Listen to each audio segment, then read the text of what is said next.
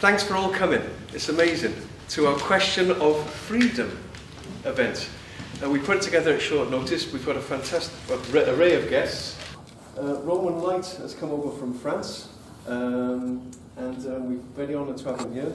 Roman's the Yellow Vest, amazing activist and so many other things. And the Referendum initiated by the Citizen. We've got Brian Gerrish from UK Column. We've got Justin Walker from New Chartist Movement.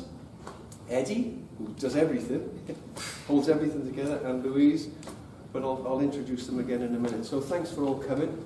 I'll just do my usual little chat, first. Just to introduce and say that I'm so excited at the moment to be in a situation where I'm speaking to so many amazing people. And so many people are speaking to me now and saying how they feel. And they're excited, right? So this is an evening of great hope. And I know you've got to see the darkness to get to the light. We know that. But we are in an amazing situation at the moment with the Yellow Vests in France leading the way and showing that people really want to be free. And that there's a system almost suppressing, pushing a pillow over humanity's face. But thankfully, when I had Bruce Lipton on the show once, or when I spoke to him in Downton, he said, strangely enough, the more you try and squash a cell, any cell, the more it fights to live, which is wonderful. So we're in a great, I'll just have just a few little notes I've put. You know, I think it used to be quite a depressing subject, talking about the system that we're living in and the suppression and the control, etc. And I know we're not in that situation anymore, because something wonderful is happening. And I'm speaking to people in my gallery, which is up the road. I'm an artist up the top there. And I'm speaking to people who are coming in, and people I haven't expected to talk like this before. A lady came in the other day, she said, I really get it. She said, I was right to be depressed. Right? It was almost like, I'm so happy that I now have realised why I was so depressed, because what's happened is she's looked and investigated into the system that we're in, which is cruel, and it's controlling, and it's quite depressing sometimes when you've got to do things you don't want to do and you're paying bills, etc. But she said, my goodness, it's so wonderful because I realise now, and it's almost like the antidote to depression and frustration is realising why. So, and we've been talking a lot, myself and Louise, about that if you felt right in this system and happy all the time, you'd have to worry about yourself. So it's okay to feel, God, this is, I was in London today, I picked Roman up from London, and we went past Buckingham Palace, didn't we, Roman? And I've got nothing against the Queen, though I preferred to get them out and turn it into a refugee centre for all the people that she's bombed, right? That's what I think we should do, actually. But what I'm saying is there was all the people outside there waving their flags like Stockholm Syndrome, right? That's what it is. There she is, hooray! The changing guards at Buckingham Palace. It's like, come on, everybody. You're worshipping and waiting to see the person, the queen bee, who is actually suppressing you and controlling you and enslaving you. You're worshipping, you're enslaving. Anyway, I'm getting on a bit of a rant. So, but to say people are really feeling it now, and I always say this, I know, but I believe there's a pregnancy with humanity now. You can feel it. You can see with what the people are doing in France. You can see what people are doing all over the world. There's a global awakening and a global transformation. And it's exciting. And the system, the cabal, if you like, I would say the mind controllers are really worried because people are saying, enough's enough. And Roman will elaborate on this in a minute. But he showed me pictures today of people beaten, smashed. A man with his eye out. The police are starting to shoot people. And I said in my book 8 years ago, when you try and press against the bars of your prison, sometimes you only realise it is a prison with wardens that will hit you if you try and escape, once you try and escape. So that's what's happening now. It's exciting, it's beautiful. So we're in a very exciting time. I believe humanity is pregnant with itself. I've said this for years. And pregnancies are exciting and daunting. And there's no doubt now we're giving birth to something else. Something is taking place globally. Whether it's suppressed or not, we'll see, but I don't think so. Because when a birth is ready to happen, it will happen. And that's what's happening now. So that's my rant. I think that's enough from me, because I've got a cold. So Actually, one more thing. I think sometimes something's trying to stop this birth. That's an important point to say. The system doesn't want this birth and this awakening to happen, but it is. There's no doubt about it, and it's been a long time coming. So that's my little rant. Louise is going to say a few words. Louise, actually, she's an author. She's organising an eco-living project of housing at a very low cost, project. She's a songwriter. She's got an eco-clothing project. Anything else? She's an amazing woman. Mom. She is absolutely right. Thanks, Louise.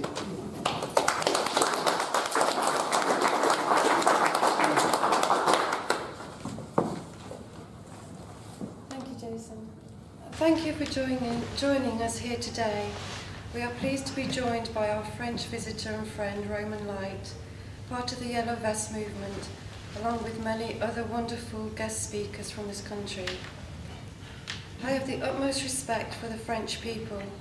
Their situation is familiar to what so many of us are also facing here and around the world. Their bravery, courage, frustration cannot be ignored, and must be justly responded to as a deep and thorough restoration of policies and replacement of those corrupt and disloyal power holders and influencers whose hideous agendas and policies have plagued good people for too long.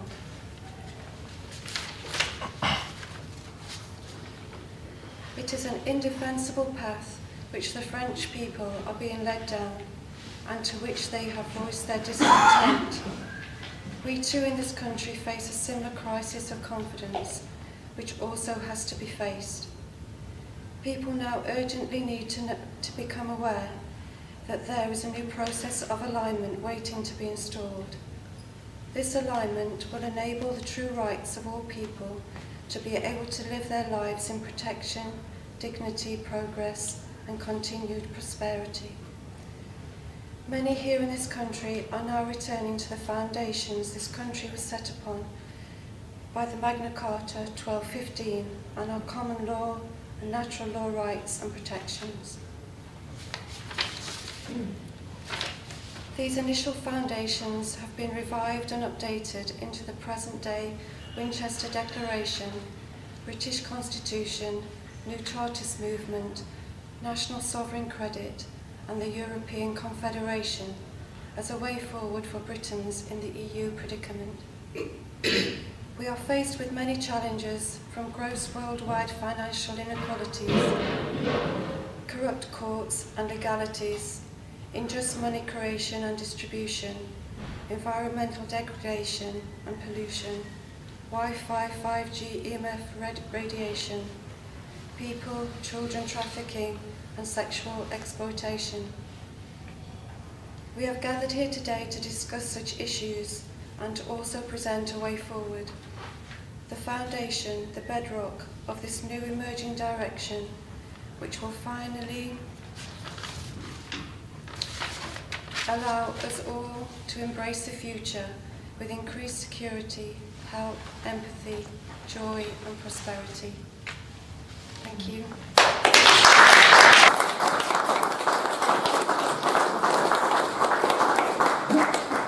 Thanks, Louise. So, Roman Lights, thanks for coming, and thanks for speaking with us. Thanks for everything you're doing in France. It's amazing what's going on there. Thanks for joining us, and thanks for speaking with us tonight. Thanks for being you.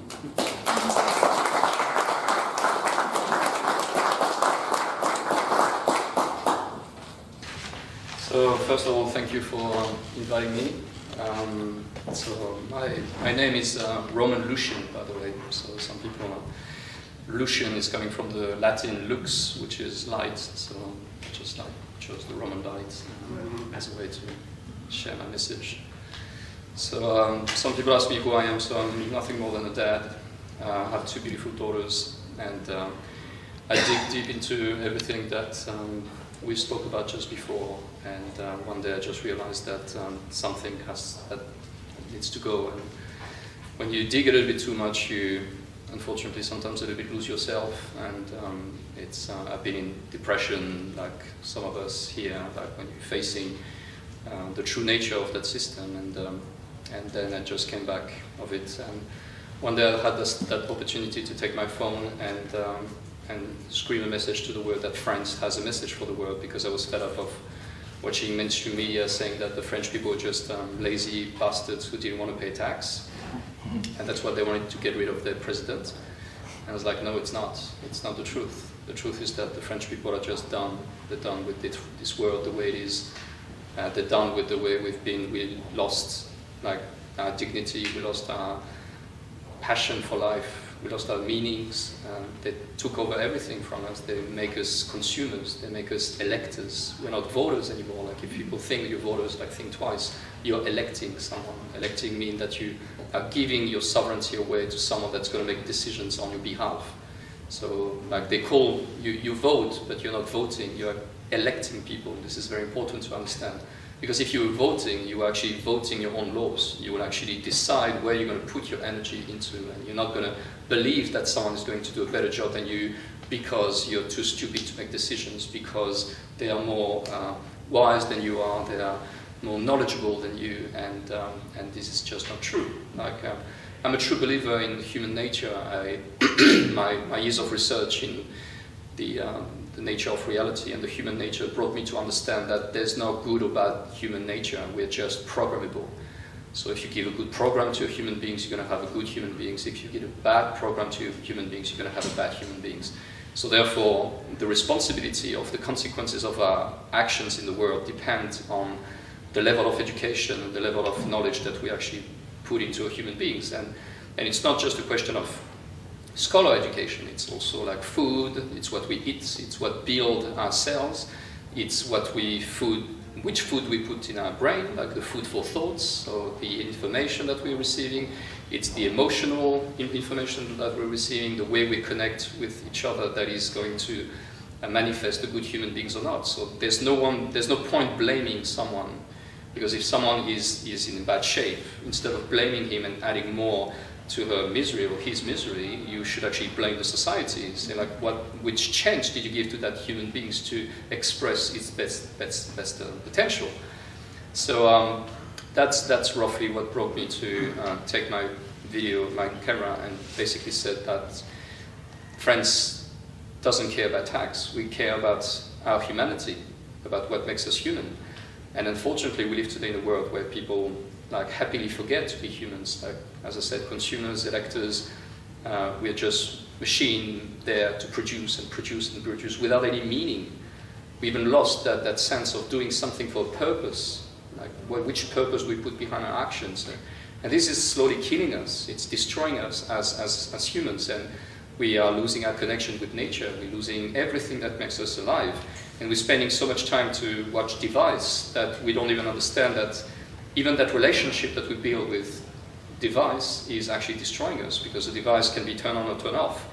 What it means? It means that in a psychological way, we are seeing reality in a binary code, which is like on-off, which is like left and right, which is capitalist and socialist, which is, that binary perception without any nuance in between.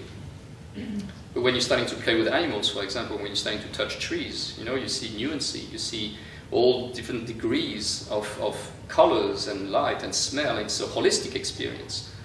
So it's all this sequence of things that actually remove our ability to be what we are, which is that holistic machine that manifests elements in this reality. So the time and the care that we give to things is what changed the world. So if we only care and spend time on a dead machine, what does it tell us about what we're going to bring in this reality? So basically what the French did one day is that we were lucky enough to have such a dickhead as a president that he found a way to upset the whole country. That's how lucky we are. Like, he upset everyone, except the rich. But the rich are quite minority, as you know, 0.0000001%. Like, the vast majority was so upset with what he was doing. And that guy is such an arrogant one. Like, he's French, so he's obviously arrogant, but he's president, so you can imagine. Like, he's a 40-year-old president, so you can imagine. Like, they used to call him Jupiter, just to give you the perception of that guy. So he just came from the banks, Rothschild Bank, and just in a year and a half became president, like a year and a half before no one knew him. So, coincidence? Okay, so the media, French media, controlled by 9 billion years. That must be another coincidence. 9 billion years control the 99% of the media. So a guy who just popped up from nowhere suddenly ended up being a president. And like, we are naive as French people, like most of the genuine people. The genuine people doesn't see bad because they are nice people. Nice people doesn't want to see the darkness. And this is our weakness as good people. We just like are nice people, so we don't want to get in power. We are not psychopaths. We don't believe that we are big enough and strong enough and clever enough to dictate what is good or not to billions of people. We are normal people. Normal people don't want to do that thing. It's only crazy psychopaths who wish to go to a position where they're going to dictate to the whole planet how to behave. Like, we need to understand those processes. The same way when we vote for people, when we elect people, we are building psychopaths. How that? Because when we are normal people, we are making actions, we're making choice, and those choices have consequences. Those consequences are teaching us things. Okay, when we make mistakes, life is pretty cool. Like, it's straight away you get the consequences, and you learn. But when you give your choice away, first of all, you don't learn from your action because someone else will make this choice on your behalf. But the problem is that the people who make your choice on their behalf, they never learn because they never get the consequences. The worst thing that can happen to them is that you're not going to vote for them again. And we have a lot of exceptions. We have like stupid people who are elected during their whole life just because people don't think. And you don't give them the opportunity to learn what's the consequences of their choice. So when someone can make mistakes over mistakes over mistakes and never is afraid of receiving any consequences, this is the definition of psychopaths. It's people who can just do wrong and wrong and wrong and wrong and wrong and never learn because there's an impunity, which is the true problem that we're facing in our society. So basically, like a French guy called Etienne Chouard, which is just a teacher, he's a teacher in a school, analyzes all this, and he basically gets back to the true democracy in Greece and study all like the mechanism and find out that there was a lot of mechanism that has been altered in our so-called modern democracy, and one of them is what we call the RIC, which is the acronym of Referendum Initiated by the Citizen. So Referendum Initiated by the Citizen is that very tiny, simple idea that the people in power shouldn't be untouchable. People in power should be accountable. And how do we do that? Simply by we, the people, standing up and deciding that something cannot move forward. How do we do that? Let's say, for example, 1% of the population start a petition. That petition is signed by 1% of the population. Then that petition is given to a legal organism, and that legal organism will start a referendum, a national referendum. And if 50 or more % of the population say yes, then the object of the petition is instantly implemented into the law without asking permission to the parliament, the senate, or the government. That's true power. The true power is about the initiatives of the referendum and the matter of the referendum. And of course, the matter needs to be all matter. Constitutional, legislative, international, every aspect. Okay? Why? Because we are the power. Without us, there's no society. Without people working, paying tax, like there's no government. The government doesn't exist. And they tricked us to make us believe that they are the one in power. Because they make us believe that we're stupid enough to make decisions for ourselves. And again, as I said before, if you have good information, you have good people. So it's not about the level of information, it's about the wisdom based on life experience. The more you have good life experience, the more you're going to make mistakes, the more you're going to make mistakes, the more you're going to learn, and you're going to become a better person. That's a very simple equation. But those people think that if you didn't make big school, like you're not able to see the magnitude of the complexity of a situation. Where most of the time, the magnitude of the complexity is based on things that they don't really want to talk about, that they don't really want to expose because they're ashamed of it. Okay, so that's another issue. The lack of transparency is a big issue. I'm a big advocate of massive transparency. Like, let's talk about money creation. Let's talk about the legal system. Let's talk about like the conflict of interest of having politicians who are writing constitution. Let's think about it for a minute. Why politicians are the only one on earth who are writing constitution? Why it's not the people doing it? The constitution is the supreme text of laws that is governing the whole society. So this is what the politicians should be afraid of. Why are they able to write it? Because of course, when they're going to write it, they're not going to say, like, guys, if I'm doing something wrong, just come and arrest me. They're going to say, no, like, I'm super powerful, I'm omnipotent, I'm omniscient, I'm omnipresent, I'm God, basically. That's what they're going to do.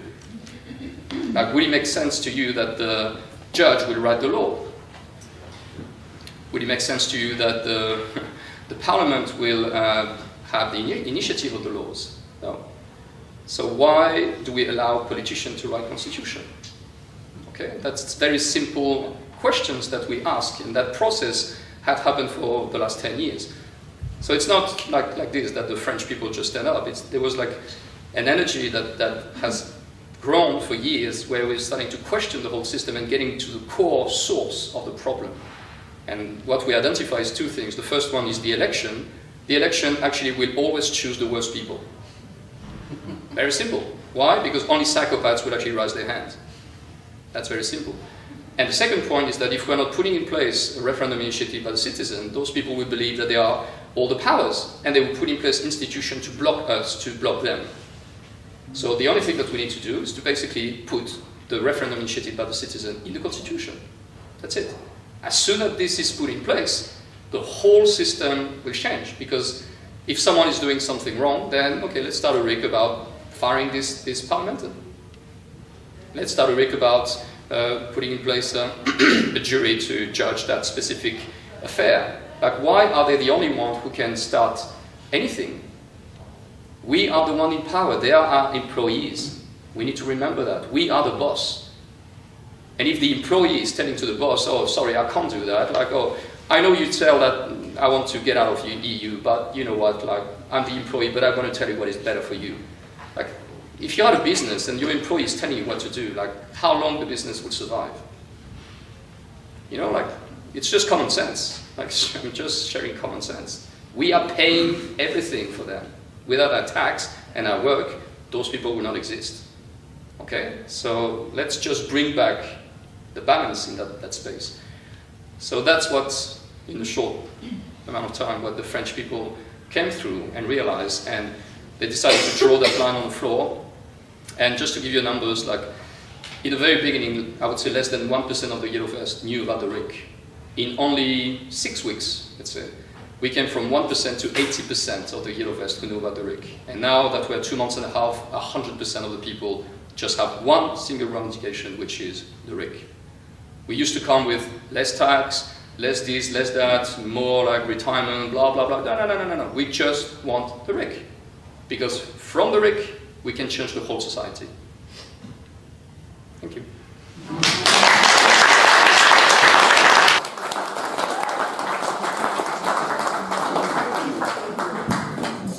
Now that's why I wanted Roman to come.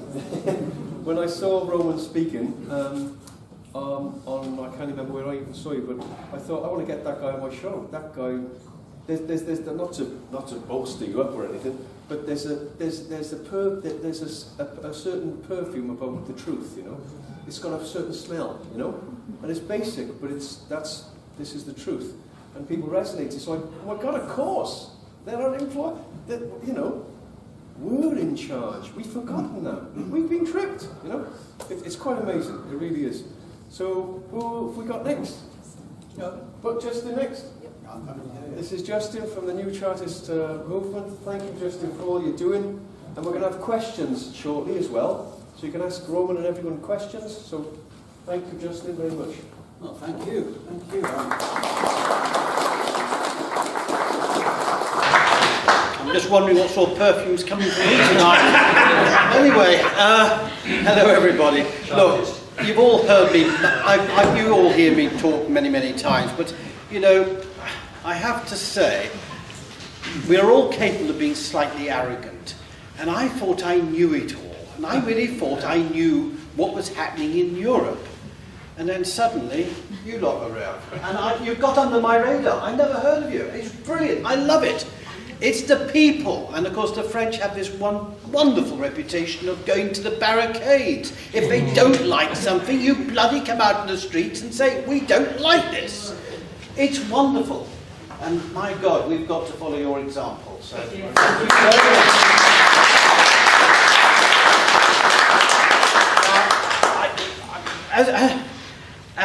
As Roman was talking, I jotted down a few phrases here. What do I want to see? And I scribbled a gentler world, a kinder, more caring world, a world where we all actually cooperate and work together, a world that's healthy and that's completely at peace with itself, and finally, a world where the truth always prevails. Now, we're not living in that world at the moment, because all we have politicians and bankers and lawyers all wanting to divide us, to set one another against each other. And, you know, I've actually come to the conclusion now, probably my role in life, apart from building my model railway, which I want to do, but what I want to see is an end to all political parties and an end to professional politicians. Yay. We don't need them. And of course the most important, now you probably saw we put this thing out tonight, and I'm not going to go through it now because you've all had a chance to read it. The Chartist, the 6 requirements, and it doesn't have to be under the Chartist banner. What we're viewing this is a hymn sheet for us all to, as the people wake up, we have a hymn sheet that we all want to use. And we recognise if somebody's interested in the dangers of 5G, and somebody's interested in what's happening with the banking and how the bankers create money out of thin air, and the fact we could create that money for the benefit of all, you know, all these different issues, then we realise we're all together. Because the most important thing now is for us to come together. Because the other side want us to divide us. They want us to divide into isms and ologies and political parties and religions. They want us kept divided. The last thing they want is for everyone to suddenly pop their little box up and say, oh, what's this hymn sheet? I agree with that. Hello, I agree with you. I agree with you. And suddenly, as is happening in France, everybody comes up and says, why are we allowing this to happen to us? And suddenly, common sense will kick in. So look, I've talked enough. I'm happy to answer questions. But there's one thing that I have worked on over the last week. And I think, hopefully, I'd love to hear your views on it. Because in this country, I talk about division, we've got this huge schism opening up between Remainers and Brexiteers. And we've got a really fractured country at the moment. And I feel there's a common sense way to bring this together. Because the Remainers largely are just nice, decent people who believe in Europe, because that's all they've known. But they don't understand what European Union is about. And when you actually analyse that the European Union was created by the bankers for the bankers, and it's created to benefit the 1% and to make the rest of us into debt slaves and to be serfs in this European Union, why don't we just have a European Confederation where we have sovereign countries of sovereign people working in harmony on important things like the environment, working on important things like free trade and people being able to move from one country to another within the European Confederation, and we are all free and sovereign people. Why not? Because that way the Remainers will say, that's the Europe we like. And the Brexiteers will say, that's the Europe we like. We don't want to be dictated to by unelected, unaccountable commission and the bloody European Central Bank and all the other bankers. You know, the point is, we can heal people by a common sense solution. Why don't we just have a European Confederation that also works in harmony with the rest of the world? Because once you've removed the power of politicians, bankers, lawyers, legalese, and all the other ways they entrap us, ensnare us, and deceive us, once you've got rid of that, human beings are just human beings. I went to Iran in 1999, and I just mingled with ordinary, decent people. Now, if you were to believe the mainstream media, they were the enemy. Where the hell? They were lovely people. And I have to say, I was humbled by the hospitality they showed me. And that taught me a very important lesson.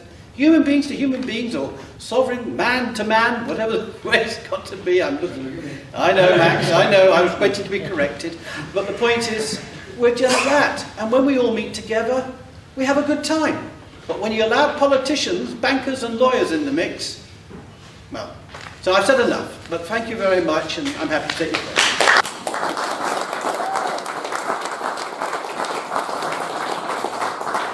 Thanks, Justin. And now we've got Brian Gerrish from the UK column. Brian's done some amazing work for many years now, and I know Brian will have quite a bit to say about freedom and slavery. Please, Brian. Thank you very much.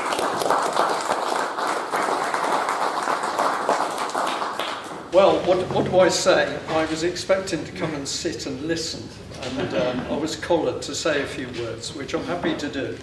But I'd like to say, Roman, just fantastic. Somebody comes here to from France to talk to us.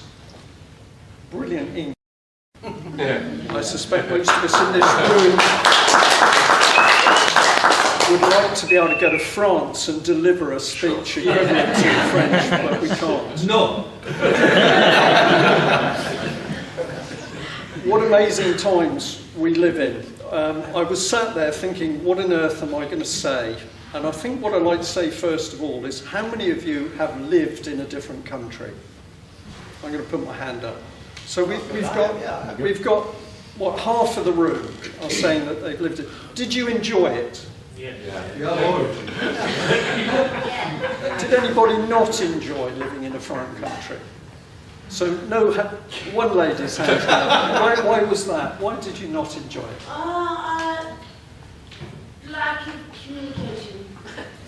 With the language. Yes. Okay, well that's fair enough, because if you live in a foreign country, another country, and you don't speak the language, you can quickly become very isolated. That's true. But what's important, what's exciting about living in another country, for me, it was the fact that country was different. I was living in a different society. I was living in a different culture. I was seeing different things. I was understanding different things. The difference made the whole experience worth having. And something that I found very interesting in my Navy days, I joined the Navy in 1972. That was a long time ago. When I joined, there were still people at the end of their career, but they were really Second World War people. But when you talk to them, they, of course, found it very exciting to go away somewhere in one of the ships and visit a different country. And when they got to that country, it was different. People spoke different languages. The money was different. The clothing was different. The customs were different. It was that difference which made the whole experience exciting and why they wanted to go to a different country. And I then transport to shortly before I left the Navy, so we're talking about 1992, and I remember a discussion between two young officers who were very excited because we had gone to a foreign country. I won't mention which one, but they discovered the McDonald's. And I thought how dreadfully sad this was, that their measurement of what was good was the fact that they'd come all the way to a different culture, but they were able to discover a McDonald's. So we're seeing immense change in the world, but it's not change that we want as individuals, as people. It's a change which seems to me to be imposed on us. And the more I hear about diversity and celebrating diversity, what I pick up is the agenda is to quash difference and diversity. It's to blend people into one blob. So something is stirring the pot behind us to create a very uniform society. And is that society really going to help us? Is it going to uplift us? I don't think it is. Now, today I had to suffer Radio 2, and every hour was the news brief. And what was the news? Brexit. Brexit. Well, we've had a Frenchman in our midst. And we've listened to what this man has talked about. Does anybody want to move away from Roman because he's a Frenchman and we've heard what he's told? I don't think so. But we sense at the moment that we want to move away from the European project, because this political beast is doing something very different. We're beginning to sense that it's beginning to oppress us.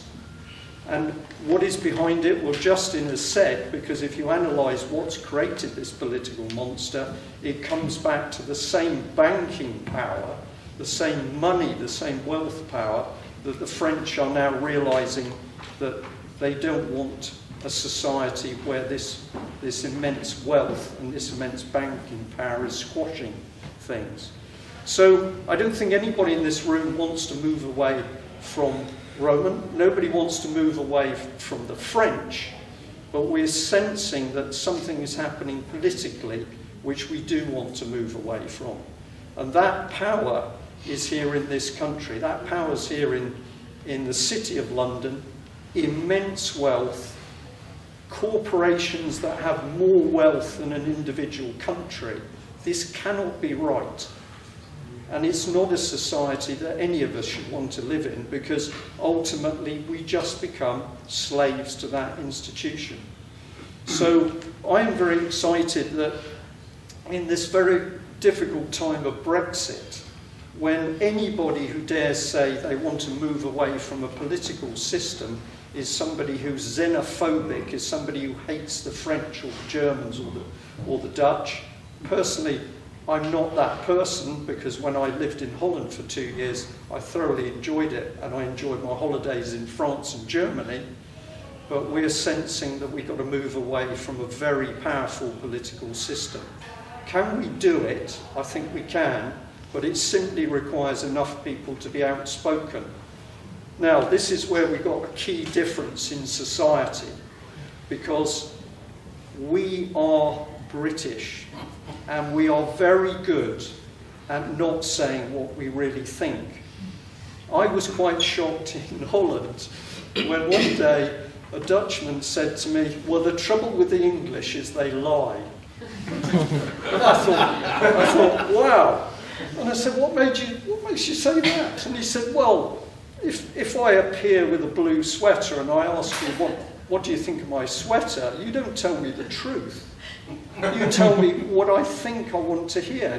Yes, it's a very nice sweater, but you don't think so. And I was very taken with this very detailed analysis of how we work in the world. We tend to keep our opinions to ourselves. We tend to be reserved. We tend to not say what we really think, not because we're frightened or lack courage, but because we don't want to hurt other people's feelings. If I look over the channel to France, I see a different society where people really want to make a difference, and they're not afraid to speak up, and they're not afraid to get on the streets. And I think this is one of the most amazing things for producing, in the matter of a couple of months, an immense change. So I'm going to end there, but I'm going to say that I think we're at a very critical point where it doesn't matter which society we're in, it doesn't matter which country we're in, people are now starting to realise what's really important in us. It's not politics, it's not party political. We're starting to realise it's what we feel as human beings that's the most important thing. And all of us have got to have the courage to speak out, because enough of us speak out, we can actually change this monster. That's it. Thank you.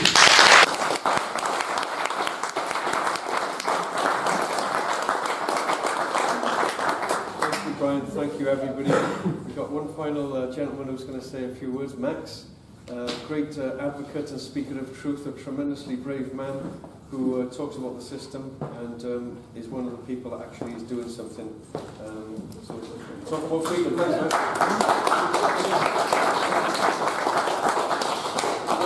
It's great we've got a Frenchman here. We're all ruled by words, and those words come from Parliament. Parliament. Parlementaire. No wonder everybody thinks we speak lies, because parlementaire means speak lies. So all our politicians go to Parliament and swear an oath to speak lies. That's what they do. That's actually what they do. So I think get that in your head. Words are really important. I got this jacket on out of respect for the French, and also just to remind folk that the first time I wore this was on I think it was the 25th of March, 2011. Yeah. Where I met these two and that chap there, and between us all we arrested a judge. and he no longer goes in the courtroom. Okay, and all we did was stand there in the street. That's all we did. The police didn't know what to do. They were lovely, actually, the police weren't They were. And we have umbrellas because we Wait, man. There's a couple with a dog. There were a couple that were nasty, but you know, you've got to put your psychopaths somewhere, haven't you? And if we put them all in uniform, we know what they are. But it's words. It's all about words. Most of us, what I want to do is I want to concentrate on actually doing something to stop it. And there's something we can do which is really easy, very simple. There are jurisdictions. Law works on jurisdictions. The top jurisdiction is God. The next one is man. And then just under that, you've got Susie. You've got post jurisdiction. International post law is fantastic. Right, there's post and there's mail. And they're very different. And post, to be post, to lawful post, it's got to have an envelope has got to have an address on it. It's got to have a lawful stamp on it. And it's got to have a full return address. If it hasn't got any of those things, it's not post. Okay? Yeah, I'm getting there. Every bill anyone's ever had has come in a piece of paper that's got no address on it. It's got no stamp on it. It has got no lawful return address on it. You all open it, don't you? No, I don't. There's always one. Okay. There's 2 or 3 or 4 or 5 in this crowd actually. All right. Yeah. So, what I'm suggesting you do, it's quite simple. Every window envelope you get, write on it, return to sender, unclaimed. Full stop. You don't have to say because I think it's all wrong, or go into, just write unclaimed. Because as soon as you open one of those envelopes, you've claimed it.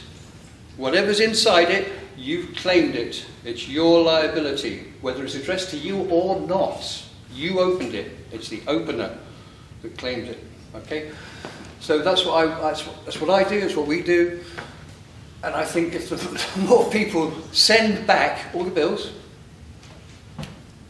everything from the council, you've never had a bill, it sounds odd, you know, you get this piece of paper that says, this is your council tax bill. Well, has it got a signature of the council on it? It's fraud. No, it doesn't. It doesn't have a signature. And the bills, we have to use their words, their laws. They've said a bill will have the signature of the person giving it on it. And section 2 of that part says, if it doesn't have that, it is not a bill. So send it back and ask for a bill. And then you'll begin to realise that, well, who's billing me? Well, it's Southampton Council or it's Torbay Council. Okay, let's see the signature of Torbay Council. Wow, it doesn't exist. Light goes on. These things do not exist. They're in our mind. Government, the word government comes from the Greek, gubernate mens mentis. It means control of the mind. So if you believe something, there's another great word. Believes, believer's got a lie written right in the middle of it. You know? And also, getting on to believe, I ramble, I go all over the place because there's just so many words that mean so much that we don't realise. Person, human. We keep saying human and humanity. We're not bloody human. We are man. It's page 1 of the Bible, which is the book they use. It's, I don't necessarily believe in the Bible, but they do. They give you a Bible in a courtroom. Absolutely. It's your remedy. And then they say, are you this name? And you go, oh, yes. You're not a name. I'm not a name. This is what I am. I have a name. And they're very serious with their words. Are you this? No, I'm not. I'm this. It makes a big difference to realise what they're saying. I was in the courtroom, and they said to me, are you Max Stewart-Buchanan? And I said, is that the trust you're administering today?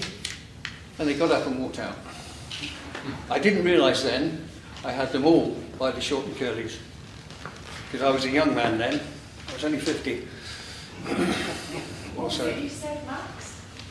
What did you say? I said, is that the trust you're administering today? Sister KB. Right? So you've got to learn about what your name is, or what the name that's been given to you is. Legalese. It's legalese. There are so many different languages, right? And there's only one language that you were taught at school. It's called descriptive English. Descriptive English does not have block capital letters. These. It doesn't have them. Okay, so every time you see block capital letters, it's not English. It's so difficult to grab hold of this, but it's a fact. And once you start throwing it back at them, you got them. I, for example, I went up to my local MP, and I said to him, this is on video somewhere. I said to him, I introduced myself, Max Stewart, man on the land, because there's two laws. There's two kind of laws going on here. There's the law of the sea and the law of the land. And man works on the law of the land. Everything else is the law of the sea, and it's got nothing to do with us, nothing at all to do with us, unless we claim it, which we all do all the time, by saying, yes, I'm that name, I'm that piece of paper. I'll take whatever's coming. So I said to my local MP, I said, I don't understand anything that goes on in Parliament. And he smiled at me. What I just said to him, I don't stand under anything that goes on in Parliament. Correct. Now he knew that because he's a QC and he knows words. But he thought I'm an idiot, which I am.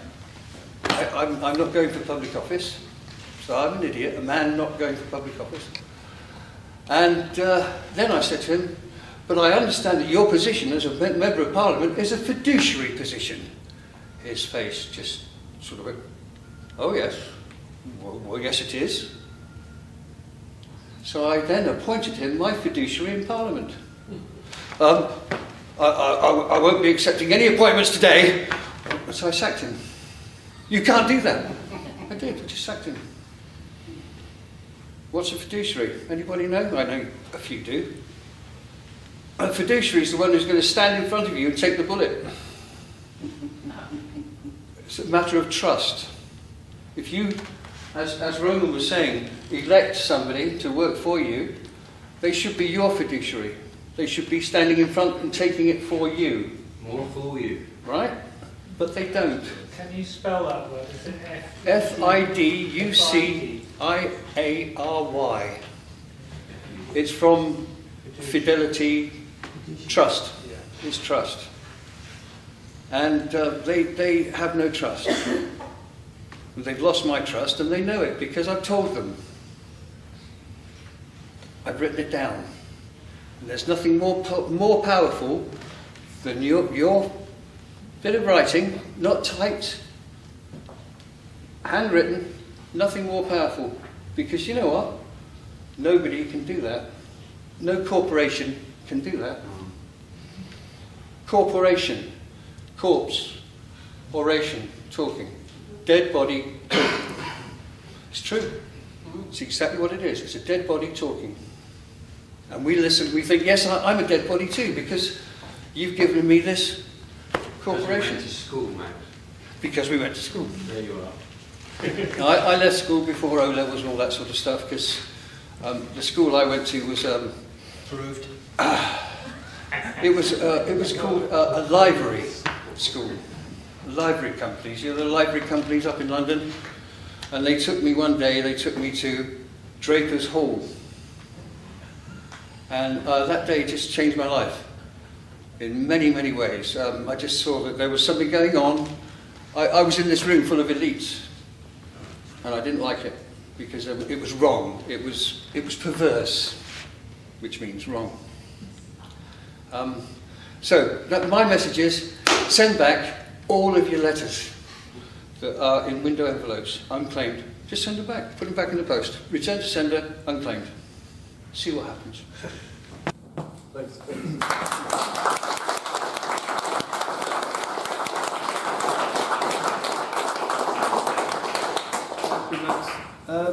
We've got this wonderful gentleman from France. Can we have some questions, please, for Roman? I'd just like to say maybe a little bit on the far left and the far right that are actually, like you were saying, we need to tap into our humanity, on man, and then you've got the far left and far right, I'm sure are coming from the same, they're pushing the same thing, but at some point they will clash, I would have thought, but initially they kind of want to change things. Is there a problem with that, or is that an issue, or is that not an issue? Far left, far right, yeah. So, are you talking about the far left and far right? Yeah, currently in National France, and maybe the socialists and all in communists. relationship with Yeah, the I'm West. sure they've put on the vest. I'm sure they've all put on the vest, maybe, or am I wrong in that? So, okay, the 3 points that the Yellow Vests are recognizing today is, first, we don't recognize political parties. So anyone who come and claim that he's from far left, far right, he's not a Yellow Vest. We don't recognize unions. Right. So anyone that come with whatever unions they represent, you're not a Yellow Vest. We don't recognize religion either. We don't, it's not that we don't recognize them, it's just that this is from the personal aspect. Political is something that belongs to everyone. So when you come into a temple, when you leave the temple, you let your religion. When you come home, you want to bring your union. When you go to work, you bring your union, that's fine. But the political aspect, the public aspect, is a place that needs to be neutral. Because every time that you're trying to bring more than just your own opinion, then it's a seed for division. So anytime, like recently, I don't know if you heard about that, someone even created a political party called CRI, which is like all the Rick, I don't even know, like they changed, it's not referendum initiated by the citizen, but it's regroupment initiated by the citizen. They just play on that Rick name, whatever. We made a poll and 99% of the people said, you're not Yellow Vest anymore. That's it. So the message is quite clear. Even if they created a political party now, they are considered as traitors. And it only took maybe 2 or 3 days for people to react this way, because we're all shocked. It's like, who are you? How dare you? Claiming, representing that whole project without even asking anyone. Like, this was pathetic.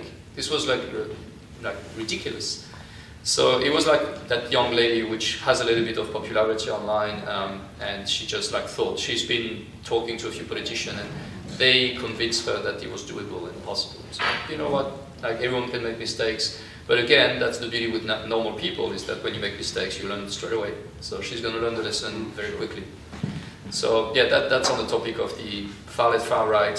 The beauty is that when you are wearing your yellow vest, you are not politically involved anymore, and that's what allows everyone to reconnect. Like, we just push away everything that can divide us.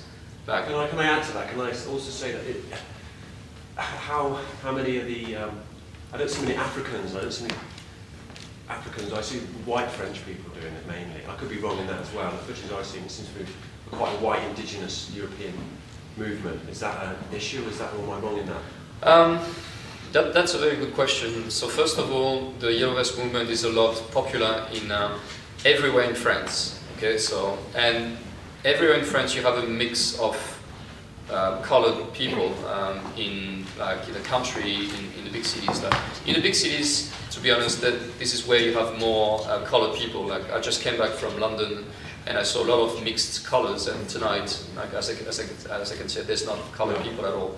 So you have the same things happening in France. So it's not that the colored people doesn't want to get involved, it's just that statistically there's still a majority of white people living everywhere in France, in the countryside, and that's the ones who are getting out. But we have the support of, the official numbers are 70 to 80% of the population. Like 70 to 80% of the population, even after, I think now it's 11 weeks, so like close to 3 months. Even after that, the people are still with us. So we believe that there's probably between 2 and 3% of the population going out every Saturday since 3 months. So it's small and it's big at the same time. It's small in terms of, like, you could say, 2-3% is not a lot, but it's enormous when you know that American statistics show that with 3.6% people in the streets, you have a 100% chance of having a revolution. That's what the numbers have shown over the last 50 years. Over the last 50 years, every time that the numbers were going above 3.6% of the population, you have a revolution, a peaceful revolution, by the way. So we're quite confident, and now that the escalations show the true face of democracy, which is basically, if you agree with the power in place, you're going to be free, and if you disagree, then we're going to show you who's the boss. That's basically what democracy is about. And a lot of people initially were just peaceful protests, and they were just getting out, and like most of the mainstream media would try to make us believe that we are violent. But you have to understand that this is the 99%. It's just mums and dads, it's just like parents, it's people who, like some people even came with their kids in the beginning, and when they saw the level of violence that they were facing with the cops, like they were terrified. Is it a potential agent provocateur situation, possibly? But possibly, we know that there's this agent of provocation, of course. We have proof of that because everyone now has a phone, so we actually proven that many times that most of the violent people were actually paid cops. Like we actually filmed them like removing their yellow vest and putting back the police and armed. Like it's pathetic. Like they don't even hide themselves. They just like do what they're told and they just go out. And now we have like, it's really ugly what we see. We see like people, citizens beating up their own citizen without any sense of responsibility. You know why? Because now they can hide their face. So they are even allowed to hide their face and don't have any numbers on their back. So they're fully anonymous. Okay, so we are seeing people who are behaving like savage with their own citizens who don't have any weapons or anything like that. They just arrest them. We had something like 5,000 arrests in 2 months. We had something like 300 people put in jail. This is huge. This is huge. 300 people. It's not 1 or 2. We had probably more than 150 people badly injured. So when I say badly injured, it's people who lost a hand, lost eyes. We talk 150 people, okay? It's not 1 or 2 again. And yesterday we actually just learned that one of the most popular yellow vests has been shot in the eye by a flashball and lost an eye. So there's going to be consequences. I think people are peaceful up to a certain point. And like now that we prove to the world that it's a peaceful movement, like I think now there's going to be escalation because they're not going to just stay there and wait to be beaten by stupid people who feel untouchable. I've got to just say something. You're next, right? Just a quick thing I've got to say to you. So I want to just cover this point. It's very important. It's almost, I'm not going to say something too terrible, but it's something that needs to be said. Because a gentleman I had at my show, Paul Craig Roberts, who's in the Treasury with Ronald Reagan, he said something on my show, and he said, Jason, he said, I'm amazed, even with the yellow vests or protesters, that they still allow policemen to beat them with truncheons, right? So they're helpless. They haven't got truncheons themselves. You think the level playing field will be okay if you're going to hit us with truncheons. No, I'm not going to, I don't want to get you to say something you shouldn't say and things like that. But this guy's had his eye taken out, right? And I said to Rowan today, I wonder what would happen, if someone then gouged his eye out, if they knew who that policeman was. What would happen then? Would the police be scared? So my question before your question, to Roman, is, what's going to happen? At what point do people say, I've had enough of this? I think we just reached that point yesterday. Because that boxer, there was a boxer, he was punching the police, you probably all saw that telly, and it was like, the horror, someone's punching them back. You don't dare punch a policeman. Okay, maybe you shouldn't. But this is the conditioning we're all under. You don't dare get a policeman. Good grief, right? So. Yeah, this is quite an interesting situation because when we saw that boxer boxing that guy, which by the way had like that casque and protection, and he has like 7 days of arrest. So that's interesting. And we saw the same guy beating the cops in the floor just a few minutes before. But what we didn't see is that before this happened, the cops were actually beating with his foot a lady on the floor. And that man just got crazy. He saw that, he took the cops, he threw them on the floor and beating up himself, saying, "You want to be a man? Yeah. Let's talk men." Fair enough. Because there's so much woman in that movement. Like, this is something that is pretty impressive. It's not men going out, the women are going out. And then the men feel ashamed and they're like, "Oh yeah, shit, like if she's going out then I have to." So it's amazing because the women are fighting for the future and gives an opportunity for the men to become men again. Because as you must know, like our society has like destroy that notion of identity, like women are not women anymore and men are not men anymore, and they're just fighting against that stupid idea of feminism and macho and like this whole thing which is there to divide us. And now like it's all society again. We don't accept religion, unions and politics, but we don't accept fake identity as well. Like men can be men again, women can be women again, and we have an opportunity to do it, which is, as I was saying before, putting meanings behind our actions. And this is something that the whole society was missing. So it's suddenly people are shocking themselves, becoming heroes. And it's amazing. Like we have an opportunity to make history, which is not happening every day, you know. It's especially like when we've been trying to leave history through TV. Now you have an opportunity to go out and make history every day. And a simple guy, a boxer, can suddenly make history. This guy has made history. And I don't know if you're aware of that, but the people were so shocked that this guy has been arrested straight away, and he actually delivered, I don't know how to say, like he just delivered himself. He didn't gave himself. They straight away put him into jail, into arrest. They had a trial. We showed the video showing that the cops beating up the woman before, but the judge refused the video. That's the level of corruption that we're facing. They wanted to make an example of him, so it's like, okay, fine, we're just going to pay for the bailout. So people raised 300,000 euros in about 2 days. You know what the government did? They took the money. They took the money. They refused the guy to get access to money, which is against every laws that we know. Like, this is against a fair the trial. It's going against the freedom of just having a fair judgment. And they think that we're going to forget that. Like, so when people are asking me, they're banging a nail in their own coffin. The more they do that, exactly. So some people are Some people are asking me like, do Macron is going to go out? And the answer is obviously yes. The question is not about if he is. The question is when, and how many steps do we still need to go through until it's going to happen. And I can tell you now that the people know about the RIC, and now that we reconnected, and the people open their ears about what's going wrong, like the level, the curves of learning has been exponential. Because a lot of people who for years and years and years were just living their simple life, you know, that's what good people do. You know, good people just want to have a simple life. They don't want to bother with problems and issues and like trafficking and children trafficking and stuff like that. Like, which normal person would want to know about these things? But when suddenly you're facing dictator and unfairness, suddenly something is awakening inside of you.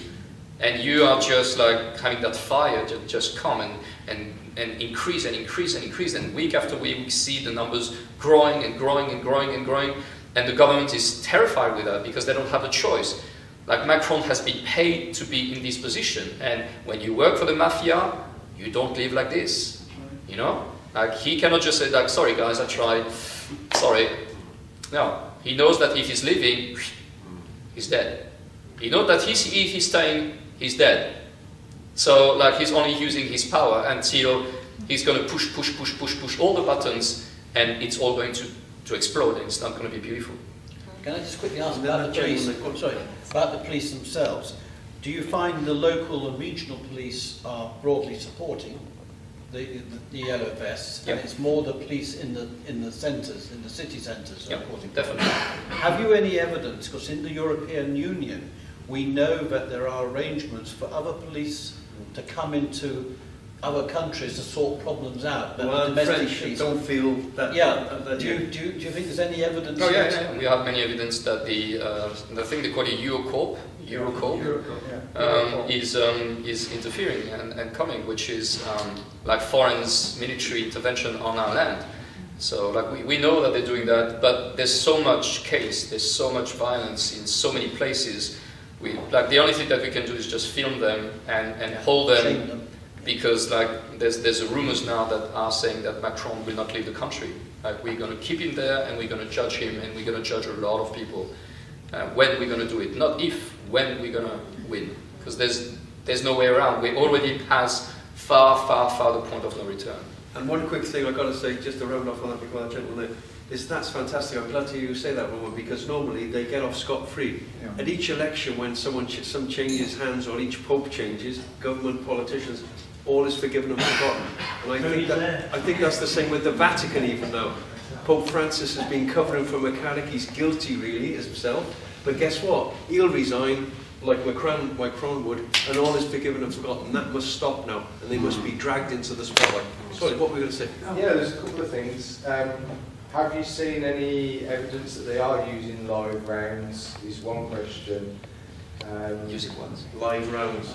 Ammunition. Are they using live ammunition? Oh, real bullets? No, they don't need to. Because we've seen reports that the police have been issued real bullets. We've seen them with guns, though. We've seen them, yeah. But this is more for, like... they're not using them. They're not using them to impress people. So they don't need to. Like they hurt people just with plastic bullet. The plastic bullet is something large like this, long like this, with a solid core, let's say, and it's projected at 300 kilometers. So like you can explode an eye, you can break ribs, you can you probably not kill, but you can. Oh, maybe if you hurt like things or like 10 times more power. You can break bones, you can break heads. Like it can happen in certain circumstances. And there's a huge debate for weeks already saying that we are the only country in the European Union who is still using those weapons. Why that? Why France is the only country allowed to use that when we saw more than 150 people damaged by this? And that, let's be honest, we are in a dictator. This is obviously a dictator. And what is even more upsetting is that there's a huge mainstream media blackout. Like people have no idea, don't see that on TV.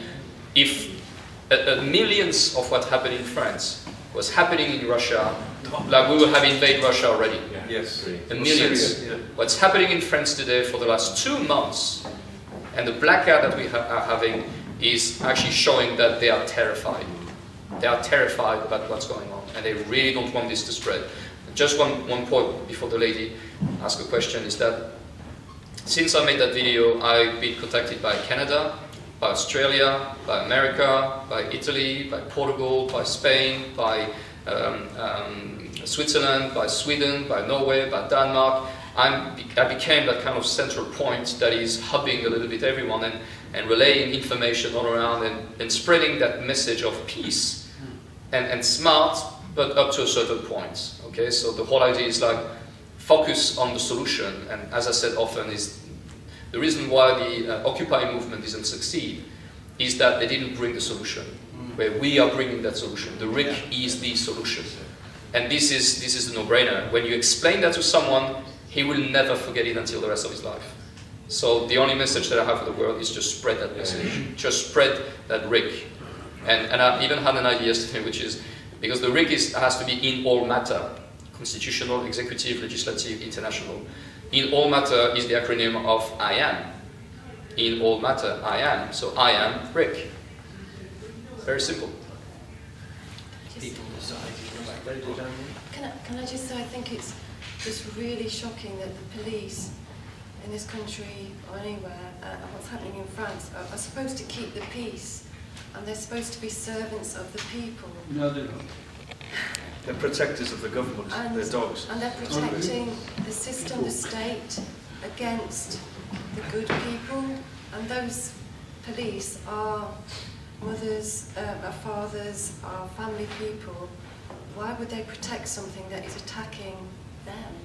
because of their mortgage and they got kids to feed, so they ethically compromise. Right? Yeah, it's a question that we often ask, like up to where a citizen is capable of going to justify the unjustifiable.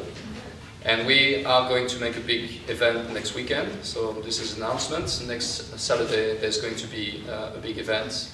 I unfortunately can't tell you what it's going to be. It's going to be a scenery. There's going to be a scenery happening where we're going to put in place a real life scenery. It's going to be filmed. There's going to be 3 or 4 cameras filming the people, the cops, and we're going to send a very powerful message to the world. So be ready for next Saturday. I'm going to share that online on my channel, there's going to be TV. And it's going to be a message to the global elite. It's going to be a very powerful message. Combination of love and being firm. Arrogance.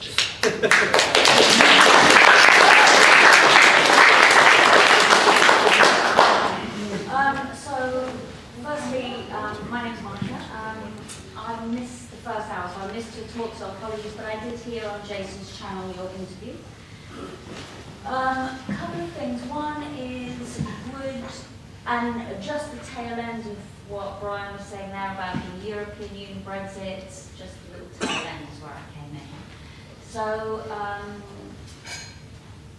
and I understand a little bit about the yellow vest, so I looked into it a little bit. So, the RIC, as I understand it, just to formulate my question in my head, is a referendum.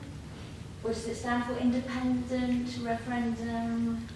Do you know? I can't Someone can help remember. her? Referendum initiated by the citizen. Thank you. So that says everything. So, like we've just in Britain had referendums come out of the EU.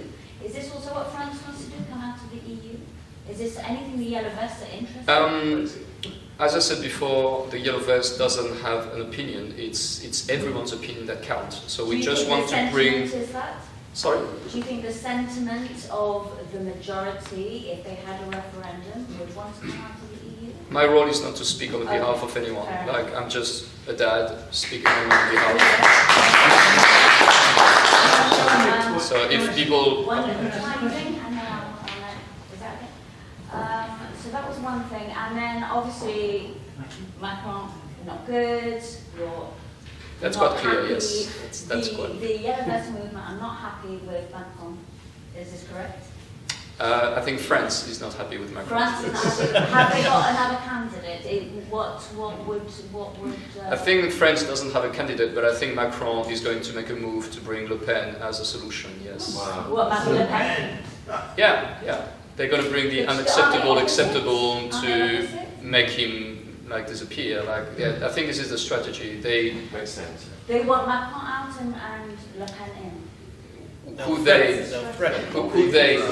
The strategy from Macron's... No, I think he said who are they? Who they? Okay, the Yellow Vests, thank you. No, the Yellow Vests doesn't want anything. Like, the Yellow Vests just don't want any political party anymore. They don't want any representative, yes. Yeah, okay. So they, if you mention the they, like, are you talking about the bankers who put Macron in place? Yeah.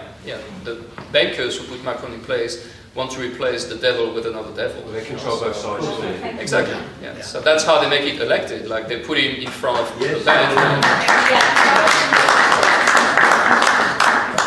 Can I ask you a question, Roman? Sure. Look, this is a very broad thing that's happening here in France. It's happening everywhere throughout the world. Now, you're talking about each man being his own or her own, okay?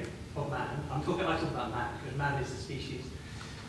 Now, if every one of those wrote something and said, "I do not consent to this," I've made it registered so that it was registered somewhere, not registered to the government, to anybody else, just post with a stamp on it with your signature and written in your own hand saying, "I do not consent."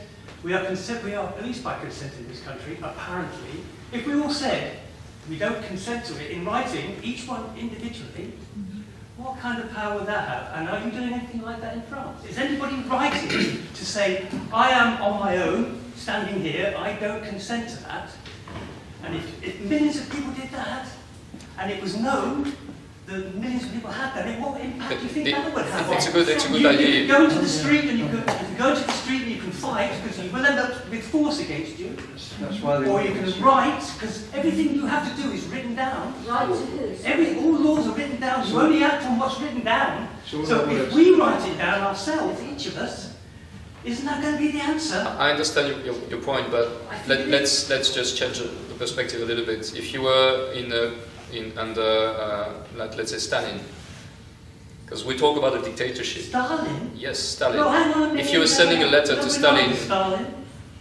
We're not under Stalin. We've moved on. No, he's saying that But the man's France- like Stalin, yeah. Well, He's saying No, that. but the internet has opened up everything now. It's a different world. Everything's different. You're called by Yes. information, knowledge. Yes. It's the point I was Yes. making about... I understand what you're doing. I'm just telling you. I'm just telling you. They I've done it. They I've don't done it. care. They do not care. But they would. That's not necessarily They true. It's would. lawful. That's not necessarily They're true. frightened We're of talking us. law. They're frightened We're of talking us. law. I'm talking law. I'm Yeah. talking people who have been Yeah. arrested with Not no. legally, it's the law, Roman. Yes. Like I said, there's nothing more powerful than a piece of paper in this hand. Absolutely. Yeah, but And we all did it ourselves individually. Using, God, man, post. Post is the next legislation There you down go. from man, right? Post law Never really is learned that big. It's very, very big. If everybody that wore a yellow vest also had sent a letter, No, a no, letter use it to suit us. to, But we've to, got to do the, it. to the Prince of France, or whoever it is, Next question. Yeah. Anyone else? do it. So, Black. Any other questions? Got any questions? Questions for Roman?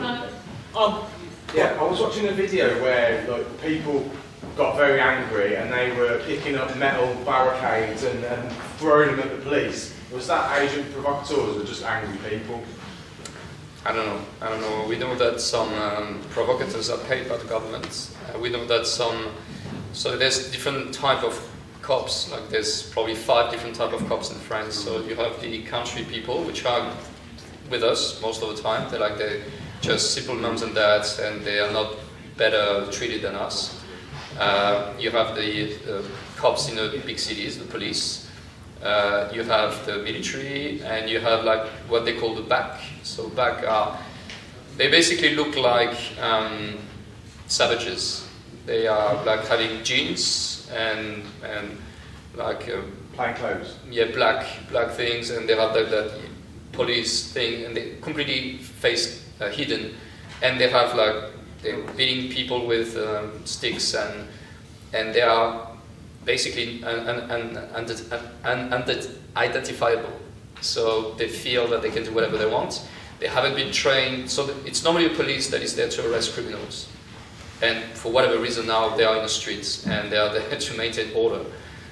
We have pictures of having those people with hammers in their hands. So you can imagine in the mind of people what it can make. Like when you see policemen with hammers in their hands.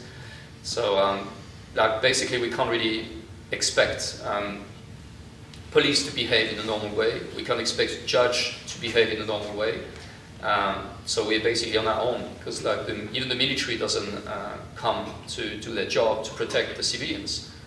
So I think it's not easy to understand from our perspective. Like we already have been a lot of people injured, and if it was that easy just to write a letter and say, guys, we don't consent, like we tried many things. It's about millions here. It's about millions. Guys, just a quick thing, right? Just to say, John Kitson's arrived here.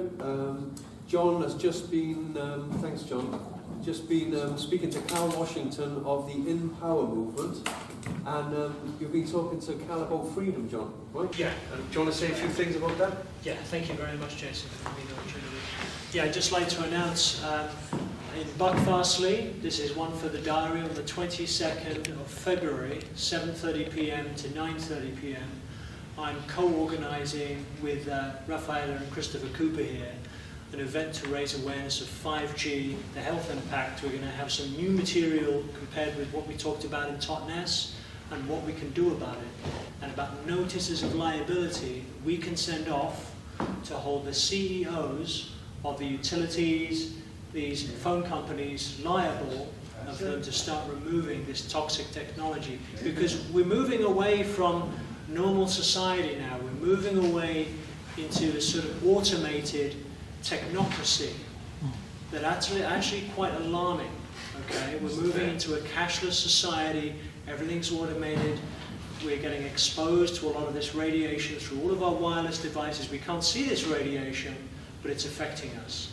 It's meaning that a lot of women are not able to become pregnant now.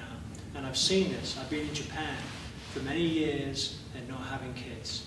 Okay, so women are being sterilized by this technology. My own mother died from a brain tumor, from a DEC phone, a wireless DEC phone. So we don't see the health impact. My YouTube channel is 5G Awareness. It's been such an honor to have Roman here today with us.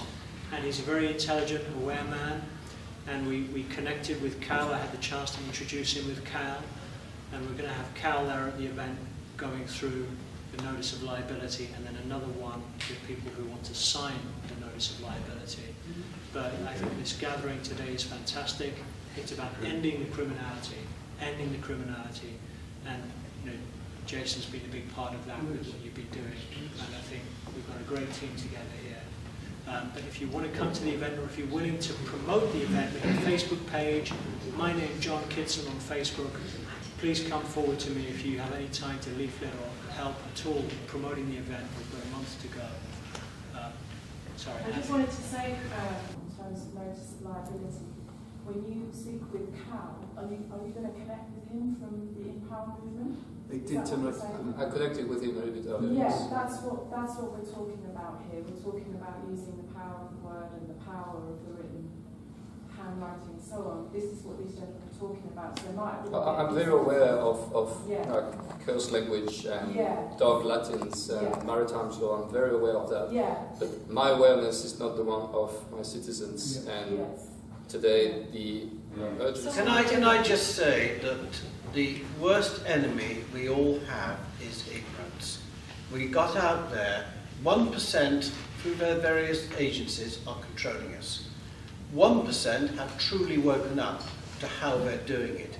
In between, we've got 98% of the people who know inwardly that something terrible is happening to them, their lives, their communities, and they are waking up. This is fantastic.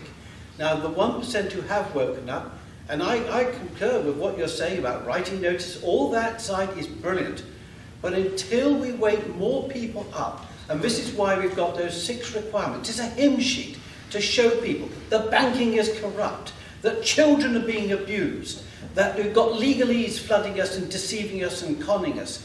You put the 6 requirements out, we've got science killing us, 5G killing us. And the idea now is to wake people up to those 6 requirements like a hymn sheet. So if you are worried about 5G, but you have to think, hang on, the bankers are doing that and they're bloody abusing the children. We connect everybody, because now is the time to connect and to come together. We will all have our different ideas, but we all then mutually respect what other people are saying. But the first and foremost, and this is what's happening in France, people are waking up. And they're not waking up enough in this country. So we've got to catch up with what's happening in France. And we can do it. We've got the 6 requirements. We can talk to people. We've got the solutions. We use that word, solutions. Not hope. We can provide solutions. So yes, what you're talking about is tactics. And yes, what you're talking about is good idea. But other people have come up with other. Notices. Yes, notices. It's all brilliant Justin, stuff. we're trying to save lives. Correct. That's what words will do. Because the most intelligent people use words. What I'm saying is, first and foremost, we have to get not 1% who now understand what's going on. We've got to get at least 10% understanding what's really going on, and we've got to get it done within a year. We are up against the clock.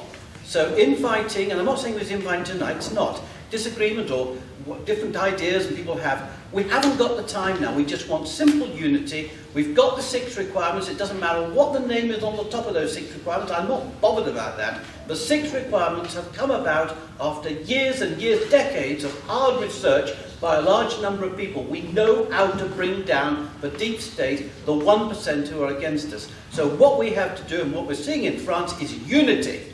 Okay? And we can do it.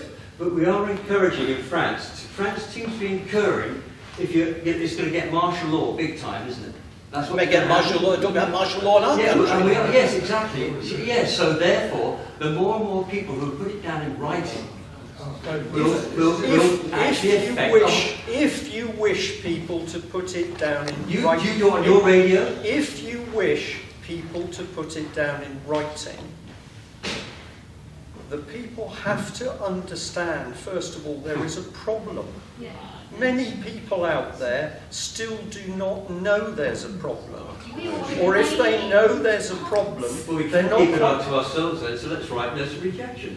Yes, you can do that. You've got a station, UK International, UK Comment. You can do that. But the first point is we need more people to be awake to the fact that they need to do something. And that is why just now I said the first thing we can do to help this gentleman here is to make sure that other people in this country really understand what's happening in France. When they understand there's a need to do something, they can look to solutions. You have. But would you rather have 2 million people on the streets, or would you rather get people to write? Do both. Louise wants to say I something. think it's great. I think the letter should be written to say that we reject these people. Notices of liability, target individual people. It really does work. Do everything. Thank you, it does. And worldwide, so many people are feeling like us here today. They might not understand everything down the deep rabbit hole, but there is a majority of people that want deep and lasting change in the world, and we're all together in this. Do you think Brexit was a reflection of that? Maybe in the wrong way, but the fact that people voted to come out of Europe because they were sick of this centralised... No, out of the EU, not Europe. Sorry? Out of the EU, not Europe. Yeah. Out of the EU, not Europe. Totally different. Sorry. Completely different things. I think so. I think it is. I think it is waking up kind of... We talked about the people in this country are not waking up. I think they are, but we do it in a very different way. Yeah. And in France, French have the reputation of always going on strike, don't they? And always being out. I lived in France for a while, and when we went there, everyone was on strike. It's just how they do it. We do it differently. Yeah, I think there's lots of reasons people wanted to come out of Europe. I think there's lots of reasons, different reasons why people wanted to come out. Just final words. To ask Roman to do with the smart meter rollout and 5G situation in France. There was an article came out in the Times today. It's quite good. It says that if we crash out with a no deal, the 11 billion smart meter rollout may be in jeopardy.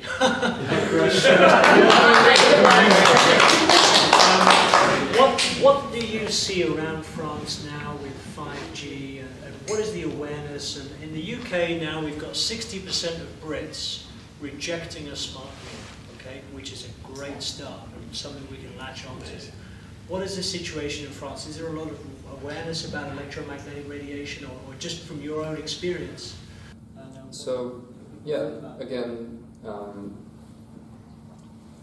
the urgency today is to fix a situation where every weekend citizens are beaten up by cops. So, like the 5G issue, or like the legal aspect of it, knowing that now when we're going into court, we have, if we have a yellow vest, we have 99% of chance to go in jail. This is like roughly statistically what's happening right now. Like even lawyers are working for free, so there's a solidarity happening to try to stop the situation. But like the legal system is going completely out of control, the police system is out of control. So the emergency is actually to try to find a solution to like that dictator, which is slowly happening in France. So the 5G issue, which is one of the main of like the hundreds of the issues that we're facing, is probably not the first one in the priority, I would say. But again, the RIC can fix that as well. So it's not about what I think, it's not about what the yellow vest think, it's about what the nation think. So instead of thinking in terms of like, what do you think about this, what do you think about that, I want all the opinion to be respected. I want everyone, their voice to be heard. Because like, I think over the last few years, and this is like global, we saw a lot of people rejecting slowly politics. Why? Because they're stupid, because they don't care, or because they understood intuitively that their voice doesn't matter. Okay, so if our voice can matter, then this can change the whole dynamic. People can actually feel respected. They can feel that they can impact their reality. They can feel that their opinion, their voice, their life matters. So again, like, let's stop distracting ourselves with different subjects and topics. thank you for what you're saying. Indeed, the problem today is bringing the awareness of what's going on right now. That is outrageous, that is inhuman, that is not fair, that is disgusting, and let's bring that awareness. So people, we are cousins, we are living across the sea, and here you don't know what's going on there. I spoke yesterday to a French guy who lives here for a year. He didn't know anything. This is zero. Yeah. He heard about a few things about, early beginnings. Oh yeah, they're protesting again. Yeah, it's French people protesting. That's fine. He didn't know anything, and I just spent an hour showing him videos and stuff like that, and he was shocked. He was like, oh my God. And he's French, and he's only living here for a year. And I was like, what's happening with your relationship over there? Oh, most of my friends left France. Most of my friends left France. So that's the level of France. Like people like me, I used to live in Australia for 6 years. I just came back for holidays. And suddenly when I saw that protest coming, I never voted in my whole life. I never protested in my whole life. I spent years and years and years researching a lot of different things, like all that we talked about tonight.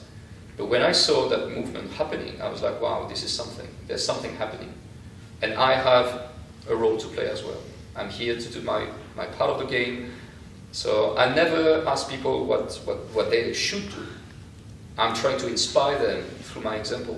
Justin, can I ask, just jump one thing. Justin, could you explain a little bit more about the Confederation? Because obviously in Britain today we're dealing with the EU. Yeah, I mean, the Confederation is just simply sovereign people in sovereign countries coming together and working in harmony on issues that often cross countries and transport, the environment, free trade, making sure that people can enjoy each other's cultures and we're not a threat to anybody, we're benign, and we just want to live happy, prosperous lives, free from the bankers and the elite and the psychopaths who are trying to change us. And it's just common sense. To me, we've got a generation, 2 generations, who've only seen Europe as a place that prevents war. Well, I'm sorry, the First World War and the Second World War was created by the bankers. If you actually analyse how the First World War and the Second World War were engineered, you will see the bankers and certain banking dynasties playing their parts. But the youngsters see Europe at peace, and that's caused by the European Union. Well, the Union is not. The Union is a product of the people who created those 2 wars. So let's go for something which is benign, but still gives those youngsters the feeling that Europe is still something to enjoy and appreciate and to hugely enjoy. So the European idea is European Confederation. And that is, it's not a threat to anybody. Of nation states. Confederation of independent, sovereign nation states made up of sovereign people.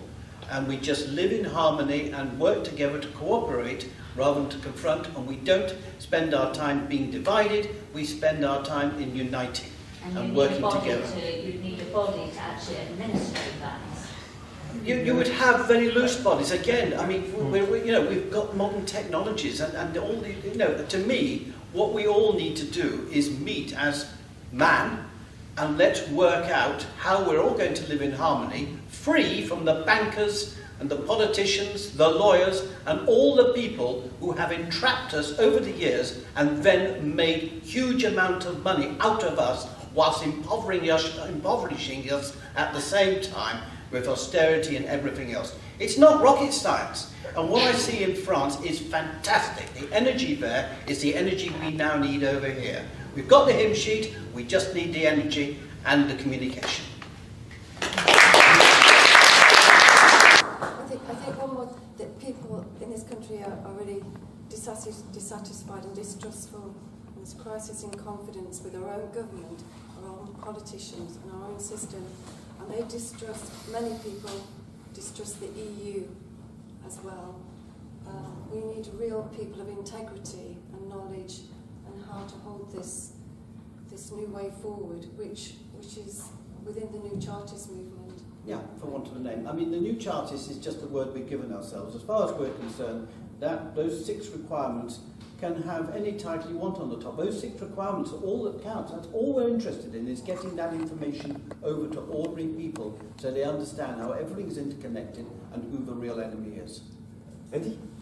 Yeah, I think it's very clear that the problem that most people would agree on, perhaps everyone would agree on, is the corruption, or what is authority? What is lawful authority?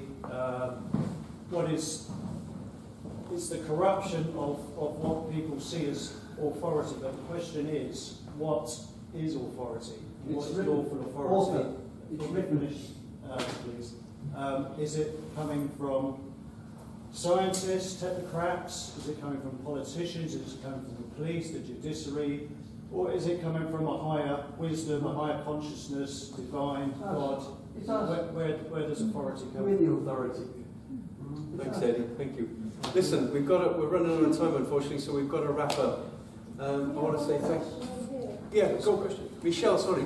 I was just wondering, just asking Roman, I don't know how you might answer this question considering everything you said, but over here obviously we're completely split. There's so many people around here, we're not on a similar wavelength to where you are in France, and so many people want to remain in the European Union. I just wonder how in general the French may feel about that, you know, whether they would like to stay out, stay sovereign, you know, because here we haven't really got this understanding in this particular area as well, that we need to really get on board with the globalists, that we need them out, because it's very much that's conspiracy. And so we haven't yet made that first leap. And I'm just asked, I guess I'm saying, is there a general feeling that from the French, you know, awareness of what's happening in England? Oh yeah. Like there's a big awareness. There's a big awareness. Like when I heard that Britain wanted to exit EU, I was in a personal level, even if it's not relevant, I was really excited because I'm a really pro-sovereign people. So like when I saw the rig coming and bringing that sovereignty into people's hands, I'm like, yeah, let's do it. So yeah, the French people are really excited. And when we saw that the process would take 2 years, you're like, that doesn't really sound right. Because like when a referendum is happening, it's not like something that should happen in 2, 3, 5, 10 years. And now that things are coming back, like I heard Tony Blair a few days ago saying that, yeah, people should be voting again. I'm like, what's the point of having a referendum if you have to vote again? And like, just to remind you something, when the French voted the first time, because President Chirac actually asked through referendum if the French people wanted to go into the EU, the answer at 52 or 54% was no. And then they changed a few comma and dots in the document, and they presented the document again, but not to the French. They presented it to the Parliament, and the Parliament said yes. And this is when this whole rig came about. Like, it was the trigger. It was like, wait a second, you did a referendum, and we said no, and then you didn't do a second referendum. They wasn't that stupid. They show it to the Parliament, and the Parliament betrayed the citizens. And like we felt it as a betrayal. And now we're 20 years later, and things are happening. And like they promised that with the EU, like there's going to be no unemployment, there's going to be happy life, and we knew it's going to be a scam, but we didn't measure how bad it would be. And now that we see the things happening, we're like, all right. So they did it in Ireland, didn't they? And Denmark. Yeah, like the last election, the last president election, all the people who wanted to become presidents had in their program that, yeah, maybe they would want to get out, or maybe they want to have a different. So Le Pen was like, yeah, we're going to force EU to do what we want. Mélenchon was like, oh, we have a plan A and a plan B and a plan C and a plan F, and there was one guy which is called François Asselineau, which is a man that I really respect, which is completely unknown, that has like probably 1% of time available, that is now moving on. Like the media are starting to interview him and he was the only one that was 100% for the Brexit. It's like, we get out of EU and then we talk. So that was his program. The program was like, we can't do anything until we get our sovereignty back. So that's very simple.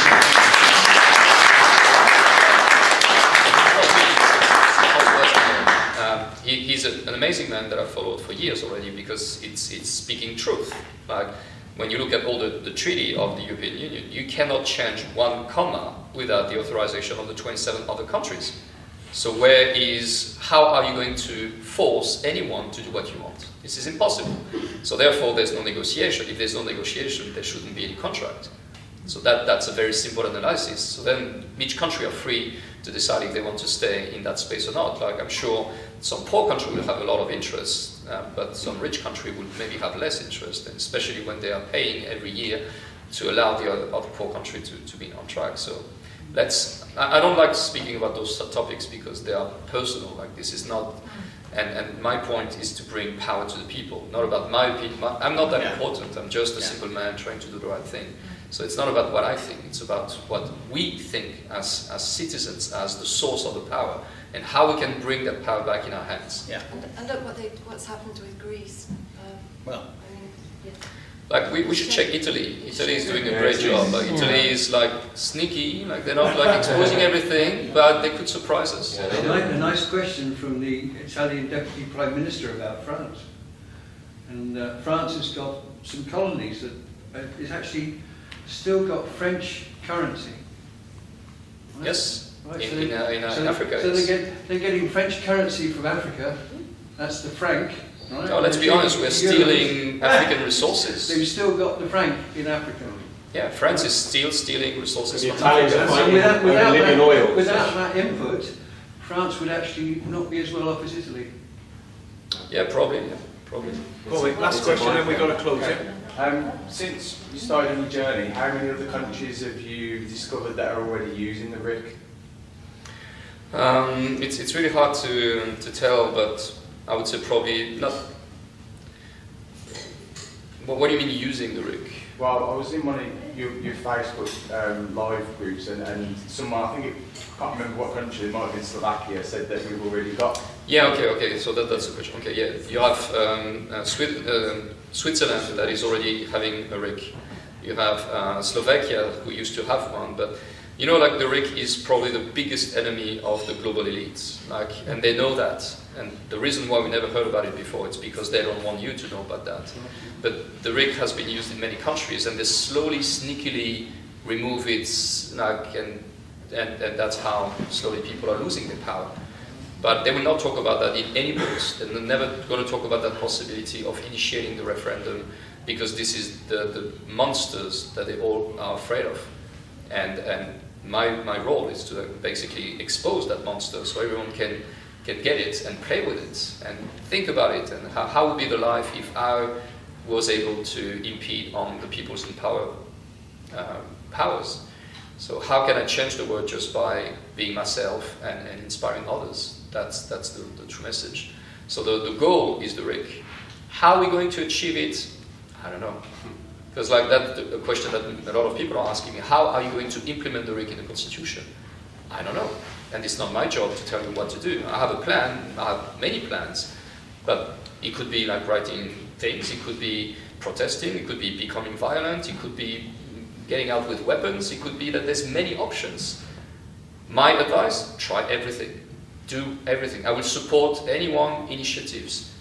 What I would promote is non-violence and smart civil disobedience. That's what I would do, because this is my responsibility. Yeah, absolutely.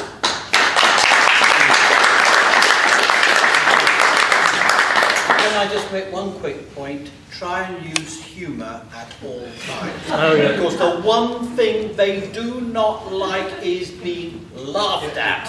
Because if you're laughing at them, you've got no fear. And it's fear that they want to impose upon you. Yeah. So let's bring humour into every occasion. There was an initiative on that topic where we wanted to bring sadomasochism people in the manifestation to face the cops and say, oh, please beat me.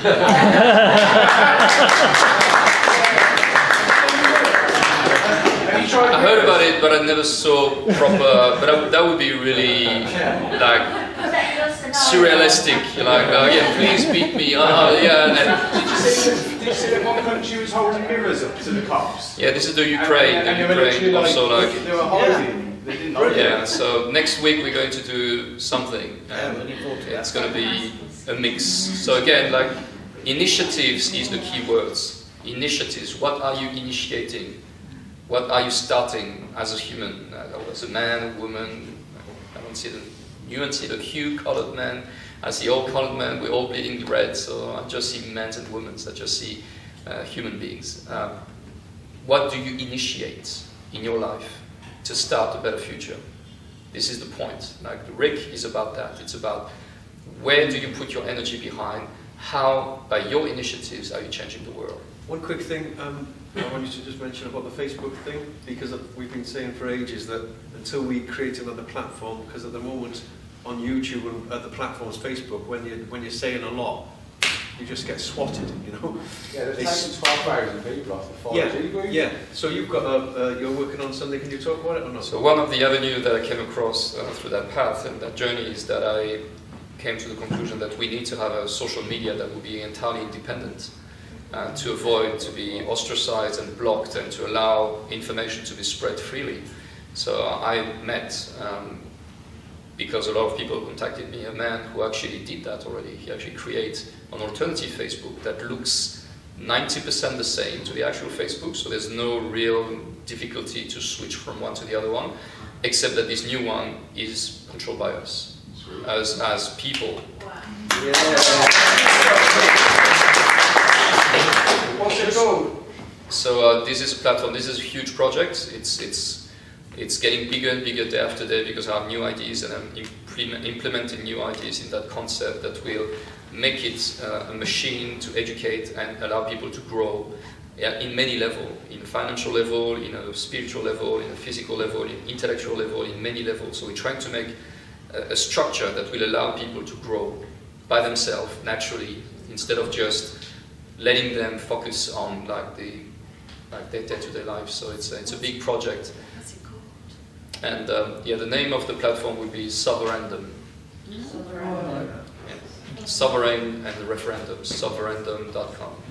So it's going to be a platform that will allow people to learn the process, because it's a process to rise beyond the limit of what you believed you were incapable of going, and realize that this is through that transformation that you rise as a free man, and a free woman.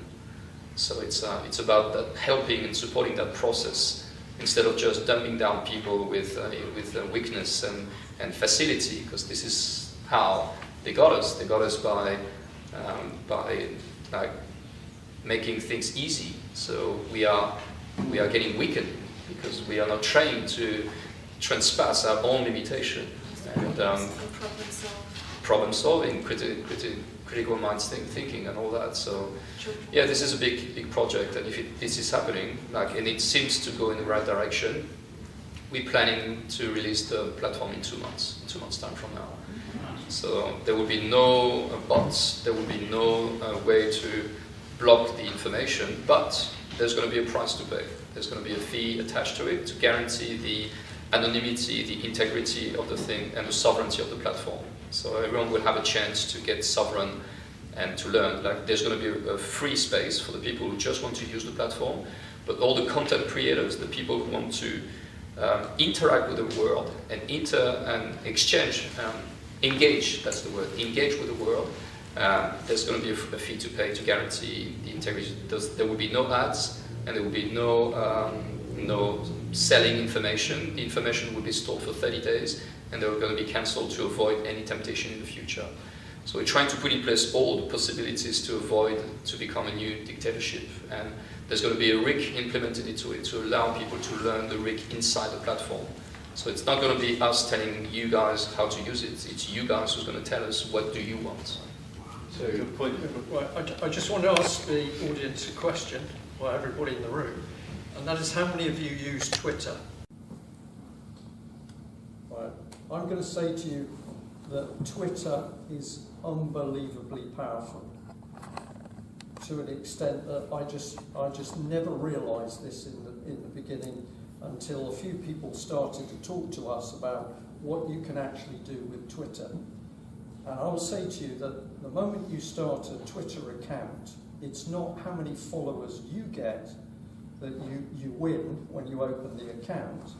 What you get when you open the account is the ability to post on other people's Twitter pages. So you can go onto Theresa May's Twitter page, you can go on to her latest tweet, which has maybe got, let's pick a figure, it's got 75,000 views, and you can post what you want to say on that page. And if you do it properly, it's not just the, whatever it is, the 144 characters that you use in your tweet. You can attach an image, you can attach an image of text, which is even more powerful. You can attach an audio clip or a sound clip. And that comment by you is then fixed on her Twitter page. And this is the reason why you're now starting to see all the politicians using Twitter. Trump's using it in a really big way because of its ability to get out information very quickly. And if you've got a technique that you want to get in front of other people and you post that technique on pages where people are talking, it starts to spread very, very quickly. So I know that there's a lot of people who are very wary of Twitter because they sense that, oh, if I get involved in that, I'm being watched. You're being watched all the time. You're being listened to when you make a phone call. This is reality now. We could talk about Siri and Alexa if you really want to get into spooky stuff. But you need to get rid of the fear, get a Twitter account, and then it's not what you post on your own Twitter account, it's what you go and label on somebody else's account. So when your local MP is being a complete idiot, it's what you post on their account that does them damage. All of the MPs are using their PAs and their assistants to monitor what the public is saying on their Twitter page. So if you get a gang of you to start bombarding an MP's Twitter page, you can really mess with their heads. And as David Scott would say, if he was here, David Scott, who works with us from north of the border, he said the most powerful thing you can do with these people is get inside their heads. So I would say to you, Twitter is utterly brilliant. Facebook has got a different, it offers something different in that you can get more information on it. There's a lot more interaction between people. On that topic, the new platform will have a little bonus, which is from that platform you will have the ability to share on probably 30 or 40 different other platforms. Right. So imagine a Facebook where you can actually, from one click, post on Twitter, send an email, send by WhatsApp, send by Signal, by Telegram, by whatever, from Skype, from Facebook. Yeah. So from that platform, you will be able to spread directly, and now we are even creating profile where you can actually send to you on Twitter, to him on email, to her by Skype. So it's going to be sending the information by group. Yep. So with one button, you will be able to spread this message to thousands of people. Will there be a chance for translation? So if somebody twitters in, just puts a message out in English, going to Italian, French, German, will there be an ability to... All that will be implemented later. It's going to be ours, so we're going to be able to prioritize whatever we want. I was just going to ask who polices it? Sorry? Who polices it? Moderates it. Moderates, I don't understand the question, so. The admin. Like who? The admin. Who? Normally there will be no blockage. No blockage. Yeah, just block criminal activity. Yes, yeah. We have to by law to block criminal words, but apart from that, it's going to be free space. And who is going to monitor that? It's going to be the community itself. The community itself will have to put their own laws in place, using the RIC as a way to do that. So they will have to initiate an ID and expose the ID to the people, and if people vote for it, then it's going to be implemented. So that there's another point that I didn't tell you, which is that this platform will allow people to have an income, to generate an income through the platform. So if the people do not comply with decent behavior, they will have something to lose.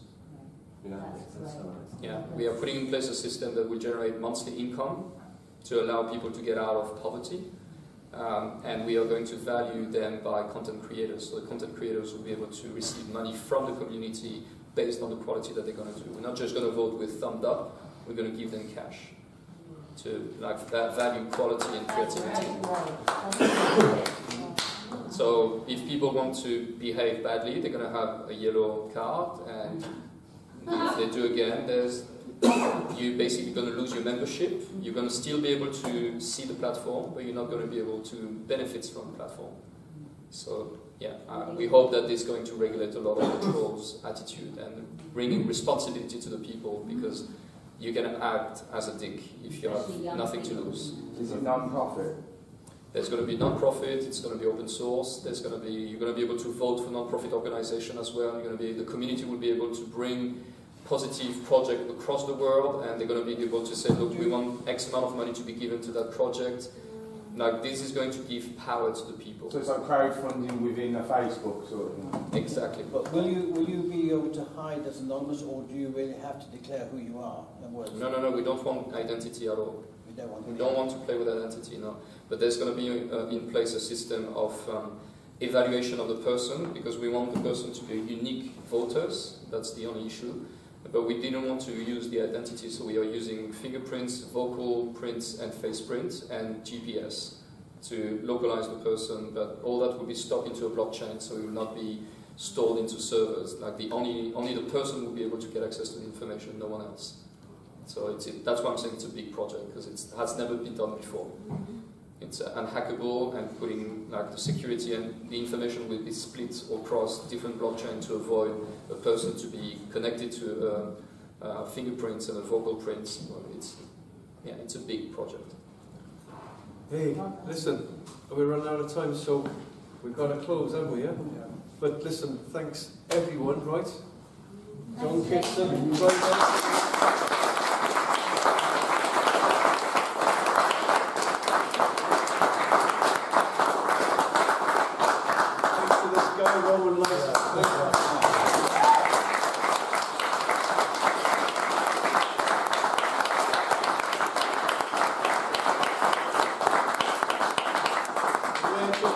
where can everyone find you? So my Roman Light page, I think I have 4,000 friends waiting for me to accept them, so please don't do that. But if you want to engage with me, Rick, Referendum Initiated by the Citizen Roman Light on Facebook is the best way to find me. So Rick, Referendum Initiated by the Citizen, it's a Facebook page. And you can send me a message. I'm answering to the hundreds of messages every day. I'm spending like half of my day doing this. So please make it short. Thanks to you all for coming. Honestly, it's amazing to have you all here. We didn't rustle it together really quick because we didn't know Romo was coming until a couple of days ago. Thanks everyone for coming, and thanks for being you, all of you, and thanks for being strong. Take care, right?